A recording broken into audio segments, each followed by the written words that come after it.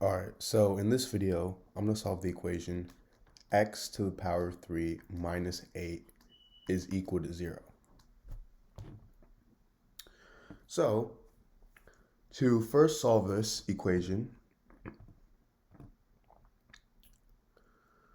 I'm going to start by adding 8 on both sides.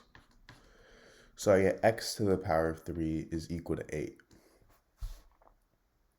And now, what I'm going to do is take the cube root on both sides. So I get the cube root of x to the power of 3 is equal to the cube root of 8.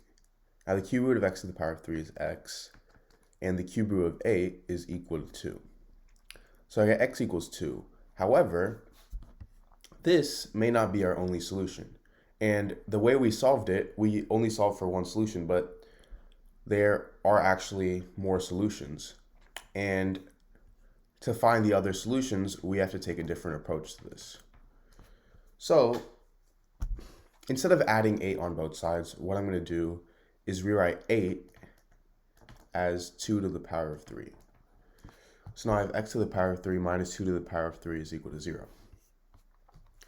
And now, if I have something in the form a to the power of 3 minus b to the power of 3, this is equal to a minus b times a squared plus ab plus b squared.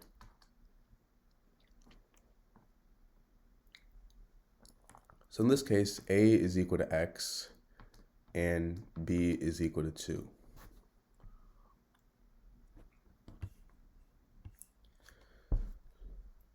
So now I get x minus 2 times x squared plus 2x plus 2 squared, which is 4, is equal to 0.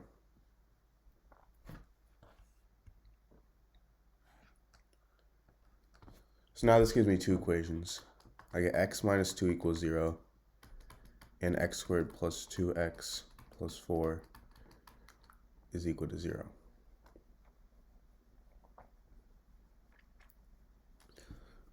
Now, let's first solve the equation on the left. So to solve x minus 2 equals 0, all I have to do is add 2 on both sides, and I get x is equal to 2. And this was the original solution we got. But now notice we have another equation altogether, which gives us two solutions because this is a quadratic equation, meaning it has two solutions.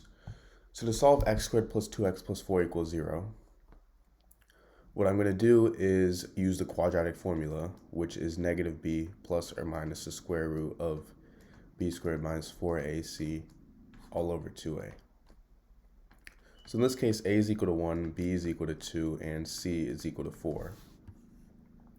So I get x is equal to negative 2 plus or minus the square root of b squared, or 2 squared, which is 4, minus 4 times a, which is 1, times c, which is 4, all over 2a, so 2 times 1.